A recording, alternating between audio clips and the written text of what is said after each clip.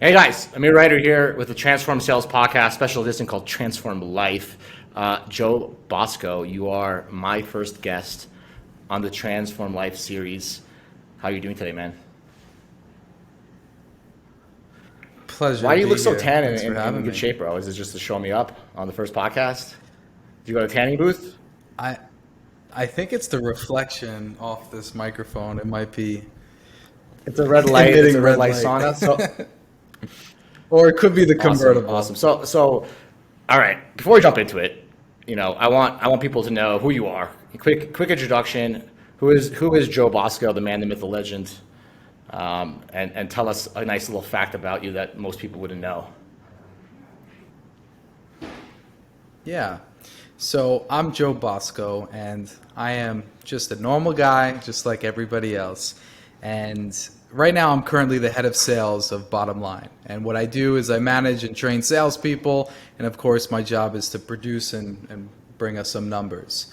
A little fact about me: I used to be homeless about 3 times before I got into my current career, and what always pushed me forward is having faith, right? Believing in myself and knowing that I'm capable of achieving what I wanted to achieve. So all the times that I was down, I made sure that I lifted myself up. I motivated myself. I believed in myself, Yeah, and and I I think I kept met pushing you forward. during COVID, and I think I met you maybe during that time that you're talking about, right? And I think my impression of you then is the same as it is now. You were a very nice, happy guy. Your attitude was super positive.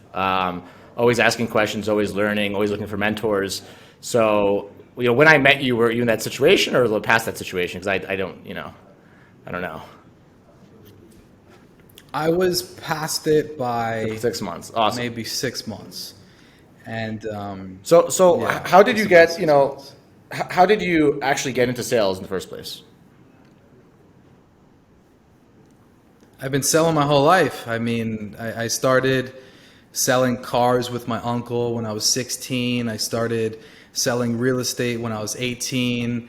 From real estate, that led into doing other real estate products. Nothing really worked out for me, but I mean, I was just always in sales, and I knew that I was a salesperson. So then eventually, I tried to get into the online sales of the world. So I started to build websites. I started to build companies online. They all pretty much failed, but I tried. So I went from in-person sales to digital sales, and then now I'm back here Back in this into this corporate world. corporate world. How did sales change your life? Tell everybody. By the way, oftentimes listening to this is sales leaders, SDRs that are breaking into sales for the first time, all the way up to VP sales like yourself. And I think it's awesome for people to hear, the real story about people who get into sales and even early on in your career. I think you're how old now? 28. So you're still 28. still a young buck. And I hope you follow my advice I gave you the other day. That's a whole separate conversation. How has sales changed your life? Financially speaking, it changed everything. When I made my first million last year, that was the first time in my life, of course, that obviously I made $1 million, but where the weight of pressure, the weight of bills, the weight just lifted off the shoulders, right? So then I was able to just be myself. I was able to do more of what Joe Bosco wanted to do and not conform to what I can do or cannot do. Like even just going out to dinner with my family, with 5 people, 6 people, the bill comes. Now it's like no hesitation, just I can pay for it. And I want to do those things because that's the type of person I am. And I like to give back. So sales changed my life financially in terms of So it gave you on financial a personal freedom, right? level. It helped me connect. Yeah, the financial freedom is there for sure. And then it became a personal thing. Now with sales, like the fear is gone to speak to people. I can walk in the room. It doesn't matter who's in the room, whether they have zero net worth or $1 billion net worth. I'm comfortable being in that room. I'm comfortable talking, sharing my stories, engaging with people. The fear is gone. So of course the fear of rejection has been eliminated for some time now, but also the fear of speaking to anybody about anything is gone. So I think sales is probably the greatest thing that's ever happened in my life. In your young life, because you got a long way to go. So basically, you've been doing sales your whole life, right? You've hit bottom a few times in your life. You got back up and you didn't quit, and you found a company, a position that allowed you to succeed, right? But that success came out of the ashes of failure. What would you say to anybody listening who's said they've tried sales before and they didn't like it? How do you respond to that? There's some variables, but I can confidently say that if you're able to be yourself in sales and you're able to, of course, learn, because you need to learn and take advice from mentors and sales leaders, but if you can be yourself in the sale and not try to change yourself, not try to put on a weird salesperson hat. And for instance, a common example is just simply the introduction, right? Let's say it's a sales job and it involves cold calling or warm inbound calls. If you're picking up the phone and you're answering or you're starting the conversation saying, "Hey, my name is Joe Bosco. I'm with Bottom Line Concepts. How are you doing today?" It's just so salesy. It's not yourself. That's not who you are. As opposed to if you go and meet your friend and you're like, "Hey, Amir, good to see you again. How are you?"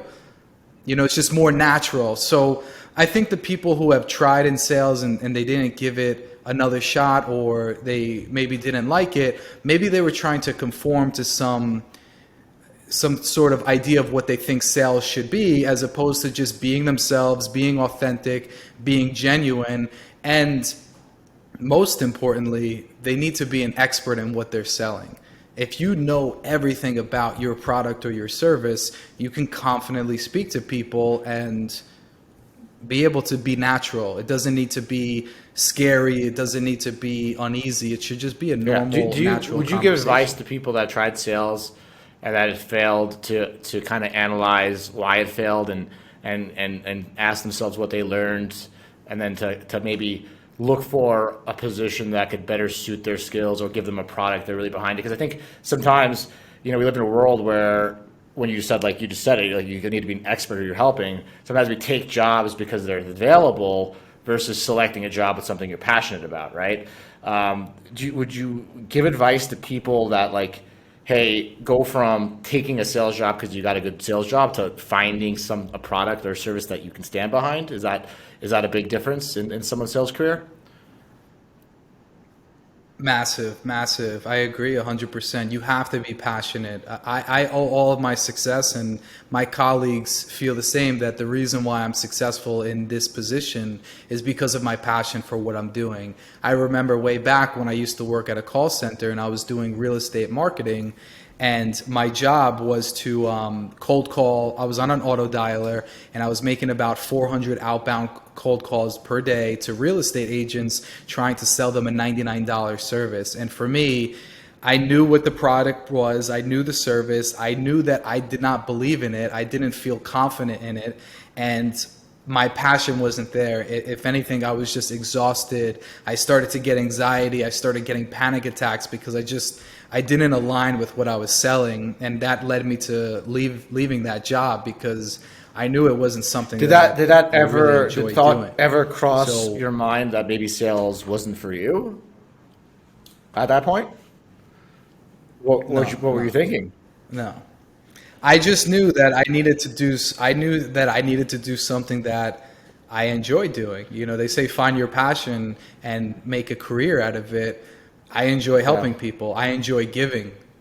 And this service that we offer. So a lot of is people very listening giving to this and fulfilling. potentially could be international freelancers that are in our marketplace, many of whom work at call centers, right? Many of whom I think have a bad view of sales because they are perhaps selling products that they aren't aligned with, or work for companies that don't put their training first, right? And part of the things that we do is help connect them with even leaders like yourself stateside to kind of get them out of that call center and get them directly in sales. Anybody listening that maybe isn't a call center right now, there's hundreds of thousands, maybe millions of people work at call centers, which are all great jobs. Any advice to them? Like, would you tell them that, like, would you advise them to get out of call centers? Would you advise them to, not judge the field of sales by the call center, right? Because a lot of people, that's what they know, right? That's all they know. You broke out of there, but what would you say to the people that think they can't or feel they're stuck? I wouldn't necessarily say that I broke out of it, because the reality is I'm still doing calls all day. I just now do calls, and I choose the way I do my calls, right? So my calls are all booked meetings. People schedule with me to actually take a call. So for me, I'm still doing calls all day long. I think call centers make the most amount of money possible. I think, going back to our previous note, it's about aligning with something that you enjoy selling, something that you're passionate about, something that you can stand behind and feel confident about it. Or if it's a product that you've used, or if it's a service that you use or you see the value in, and you maybe even shared it with a friend or a family and they've seen success with it, then you feel more confident that you can bring this out to your customers or your prospects that are going to be on the other end. To me, of it the sounds phone. like, there's not a lot Sure. of conversations about, how different sales can be, right? I think selling, perhaps a product that does not benefit your clients, they end up buying it and losing money 90% of the time, could be very different than someone who proactively wants to buy a yacht and is looking for the nicest yacht, right? Do you think there's enough education out there for people that are breaking into sales careers, or looking to move upwards and laterally in the sales career, about the difference between positions? Like, you think we're talking about that enough, or is it just sales is sales and that's the end of the story? What do you think about that? Because, like, obviously you're very much into communities. Like, do you think we're talking about it enough? Because I personally feel like people think sales is sales. It's in,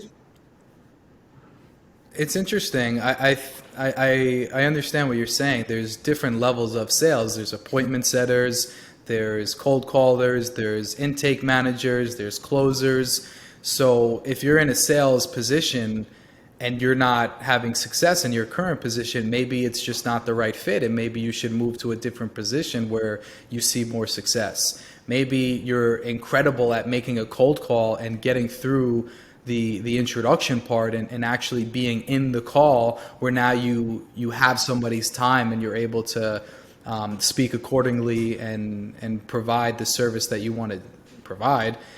And maybe that's where you're fit. Or maybe you're just good at closing and you need to be only on phone calls with people who are vetted, right? So maybe as a closer, you don't have time for the people who are not interested. You don't have time for the people who don't see value in what you're offering. But if you do speak to somebody that's interested in what you're offering and you're a closer, maybe that's the person, or that's the type of sale that you need to be on only. You're not fit for setting up the appointment. That might be a better fit for someone who's an appointment setter, to get you in the door on a qualified call so you can do what you're best at. And we even have people like that in our company, where they didn't really do well as a closer, so we move them to more of a customer support role, or we move them more to a referral partner manager, where they just maintain relationships with people and they're more effective there. Is it safe to say, like, a good analogy, that sales is almost kind of like a football team, in which everybody has this assumption that football is, get smashed, get a concussion, which it kind of is most of the time, but, like, the difference, like, how there's such a difference between, like, a punter's role versus a quarterback versus a wide receiver versus a linebacker, right? And, like, everyone just thinks football's football, but, like, you can have a different experience in each position. Do you think that sales is becoming like that, in the sense that, like, it's this, every position is different, right? Is that something you see that people don't talk about? Yeah, absolutely. I mean, everybody plays a major part here, and if you can figure out what you're good at and you can fall into that role, then you should be able to be successful, as long as you follow the the written in stone guidelines of sales, which is you need to be an expert at what your company provides. If you can be an expert in what your company provides, you can be happy, excited, and feel passionate behind what you're offering, then It helps. you'll be able to Yeah, play that the makes part that sense. you need to pay. Yeah, of course. Kind of a tricky question.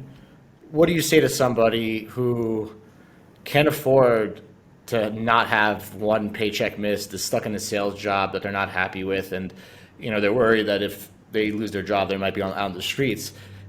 What would you say to that person? And I know it's kind of not the easiest position, but any advice for that someone in that situation? Because I think a lot of people are living paycheck to paycheck, right? A lot of people, a job is a necessity; it's not a luxury, right?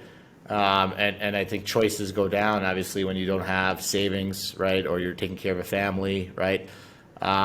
Any advice for somebody in that situation? I think the more value that you can provide to your company, the more you'll be compensated. I didn't get to move up into my position and get an increase in salary, an increase in commission because I was just a regular salesperson. I provided value. I showed my team leaders, I showed my CEO, my COO that I can do things in this position and I can help duplicate myself, I can replicate myself, I can create a team, I can build something bigger than just me being in my current role. Because of course, just like anybody, I started out in my company as a regular bottom level advisor where I just took sales calls all day long, and eventually I've moved my way up after producing hundreds of millions of dollars in refunds for these clients. And I produced a ton of money for my company itself. So they saw value in my ability. They saw that I was able to replicate myself. I brought on people, indirectly speaking, I brought on other people who became affiliates of my company, and they were not on our salary, but I trained them how to be excellent salespeople. So these outside affiliates started to become self-sufficient. So we weren't paying them salaries, but they were going out there and closing deals for themselves, which they would get paid on, but they were basically skipping the process of coming to the company and letting our team do it. So when my leaders saw that, they were able to quickly assess and say, hey, Joe would definitely be a better fit for a much higher role.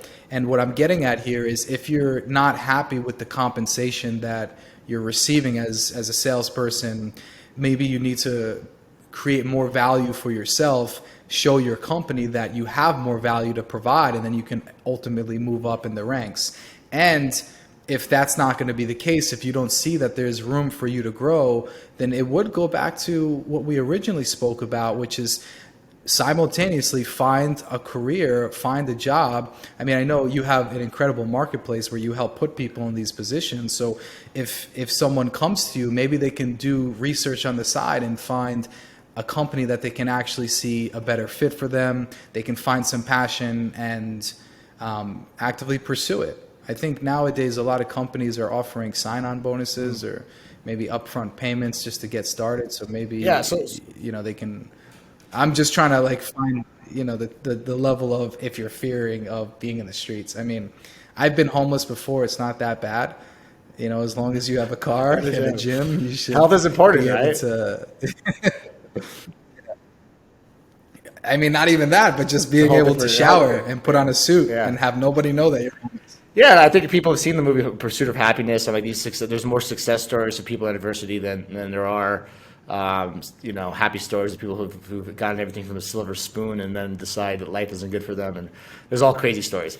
But just unpack what you just said. It's anybody who feels like they're stuck, right? Anybody who feels like they can't quit, they can't afford to lose their job. You have options, and your options are to work your ass off to move up the ladder, ask for, advice from mentors to kind of know what they need to get done so you can move up, and even maybe look for a weekend or night job to level up your skills and earn more, right? Also, if I may add to that too, what I found that has been working for me and also people within my company, but being transparent with your leaders and letting them know your situation. It's okay. Don't fear the rejection. Like, you're a salesperson, don't fear rejection, but go to your leaders and explain your situation. Say, hey, listen, I'm currently making X dollars. I'm just barely staying afloat. What can I do to make more money? Asking the question, what can I do to make more money in this company? How can I add more value? that also will go a long way, because if you're working for a good company and the people genuinely care about their people, they're going to find a way to make it work. And I've seen it happen many times within I my had own this company exact as well. conversation today with a female friend of mine that actually took a job in which her take home check is like $2,800 after taxes, which is, as you know, in Fort Lauderdale, is just puts it in a hard position to live. And my advice to her was tell your leaderships the truth and honesty. Her pushback to me is, I'm afraid of getting fired. What would you, and I, obviously I don't want to answer this question because I know. What would you say to somebody who fears that honesty will get them fired? Most of the time, and in my experience as well, what we think is going to happen, when we think something negative is going to happen as a result of what we want to bring up out of our heart space, sometimes the opposite, or I should say 80% of the time the opposite happens. And what I'm saying is, if you're thinking of having that conversation to go up to your leaders and ask for more money, ask for a raise, or whatever the case may be, if you fear that they're going to fire you, that's all in your head. It's all mental. That's going on in your mind only. That's not going on their mind. At the end of the day, people are people, and if you're speaking with genuine people, then you should be able to find some sort of solution that can meet both. But I agree needs with for you, both right? parties. I agree. I agree with honesty. That was my advice to this specific person. But anybody listening, I think it's something that people should really just own and adopt. There's ways of saying things that are, business centric, right? Like I could be Joe's sales rep for Joe, and I'd be like, Joe, I love this company. I'm so passionate about what I'm doing here. I get up every day excited, but I'm actually struggling a little bit just with the inflation cost, and I was wondering what I could do to earn more money. Is there any opportunities for me to do extra work, learn some stuff? I only ask because of just the situation I'm in, and like I said before, this has been great, and I think I did a little role play with you right there, but I think if you ask that same question versus, hey Joe, I'm not getting paid enough, pay me more, right? I think that the delivery probably is a big difference, where a lot of people who are afraid to be honest don't process the fact that how you deliver something it could change it. It could actually make your employer be like, oh man, I feel bad. Like, oh man, Everything. like you're struggling, and I'm putting worse is how you say it. So I think people need to, and this goes for sales too, back to how you did your opener, right? Versus sounding robotic versus kind of making a relationship with somebody. This has been awesome. Before we go, I want to know. Yeah, it's not what Well, you say, it's how you say it, Yeah, right? and that's what's going to be left, right? I think we have an army of AI robots coming that can manipulate your voice, look like you. So at soon, the human element, that energy you give off, is what robots can't replace. They can replace your voice now. They can replace your video, right? So I think that's going to be a skill that people can look for. That, and it's something like you had, right? Like we didn't work together when we first met. We had no real connection, but we stayed in touch. It was mainly because, in my opinion, you had a positive energy about life. You wanted to learn to get more. I think that was the common thing that I felt from you, and I think that you felt from me. And now, later on, we're able to do more things together, but that wasn't why we stayed in touch, right? It had to do with the personal elements, and at least for me, and I think people need to double down on that. Tell me a little bit about your role. How did you get it? What did you start doing? And how did you get your first promotion? So I got my job because I met my CEO about 5 years ago in a gym. And my CEO saw something in me. He saw potential that I could be a good fit. So he brought me under his wing and he showed me the ropes. And then eventually, everything just fell into place. So when our program, the government program that we're working on, when that first came out about a year and a half, 2 years ago, and I was just on the front end taking my sales calls, I was doing about 30, 40 meetings every single day. I was signing about 250 clients every single month by myself. And for the company, that was tens of millions. At this point, it's hundreds of millions of dollars that we've delivered to these different clients, and the company's been making tens and twenties and 30 millions of dollars based on my production and what I've done. So I've had multiple promotions within my own company, and this is also going back to, just to eliminate any type of fear that anyone listening might have. But I asked for a promotion to do one specific program, and you know what? I failed at it within my own company. Thankfully, the results that I produced prior was enough to make up for it. But the new role that I got into, it just didn't really work out for me, and it wasn't something that I was actually passionate about, because for me, there was no incentive to do more. And then eventually, with my experience, with my ability to understand everything about this company and how it works, how our process works, I was able to step into the head of sales for Bottom Line. So right now, I'm the head of sales. I manage about 40 salespeople. We just hired another 4 today, and we're hiring another 50 because we just made some massive partnerships that's going to take our company to another stratosphere. I mean, right now, our CEO, he's literally in New York with Kevin O'Leary, and he's expanding to go, on the news exclusively for the next 2 years, promoting our business. So it's exciting. So it's growing, and my job is to just adapt and make sure that our team is constantly in the know of how our process works, and making sure that our clients are having a very good customer What was the? service I mean, this is all amazing. I could talk to you forever about just driving deep into all these changes, but I think one common theme for anybody listening is that you never let your head go down, and you took everything as motivation to move forward, and you kind of defaulted to becoming really good at what you do by learning your product, right? And that was your default mode. Like, how am I going to get out of this situation? I'm going to get really good at my product. I'm going to understand my company. I'm going to understand my buyers, right? For anybody listening who's maybe a sales rep, an SDR, an AE, looking to make the jump to a sales leader like yourself, manage people, what was the biggest change or biggest hurdle you had to overcome from going from a, let's call it, individual contributor to a team player?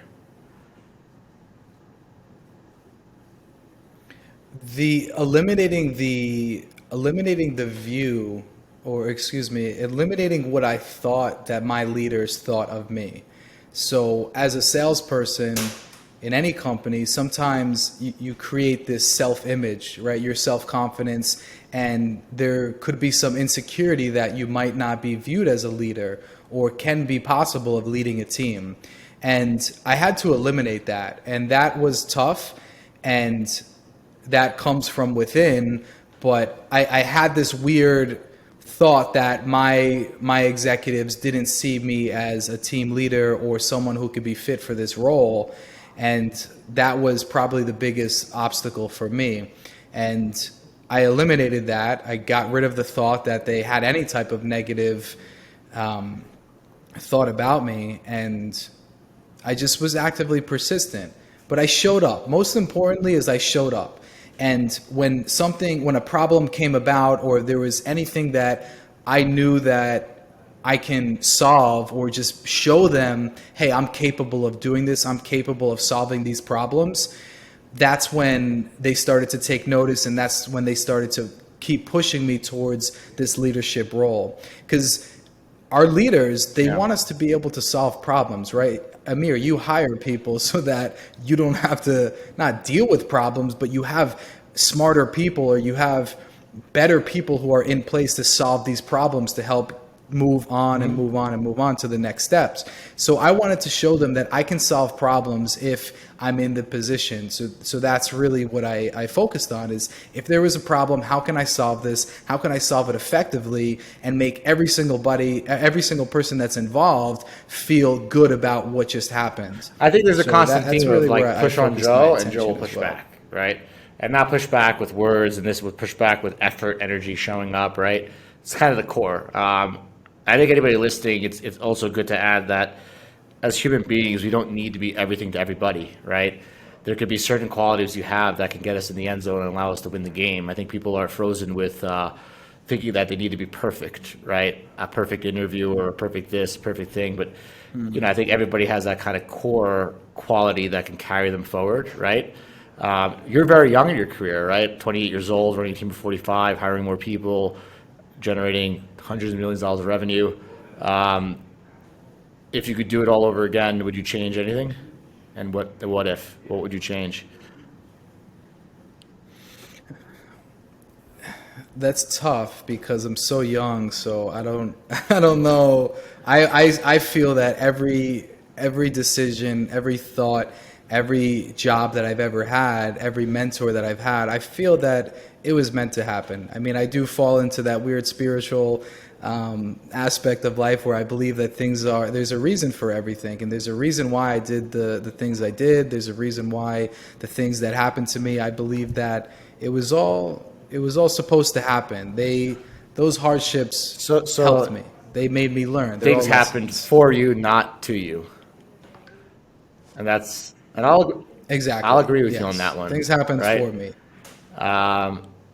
I agree with you on that one. Joe, this has been awesome. We're going to talk more. For anybody who wants to follow you on social media to see all the awesome things you're doing, I follow you on social media and I get motivated to buy my next car and stuff like that. Where can they find you? And especially also if they want to join your team. What are you driving these days? Joe, what are you driving these days? You can find me on any. Right now, today, I have did you have the other the day? G63, the G Wagon. But and anybody listening, Joe got this with sales and not giving up. Where can they find you, Joe? Yeah, sales.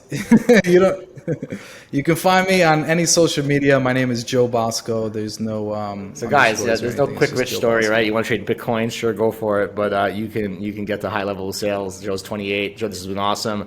I appreciate you being on the show, and everybody, thank you for listening to the first ever episode of Transform Life podcast. And Joe, what a good story to start this off with, man. I appreciate you. Thank you, and goodbye.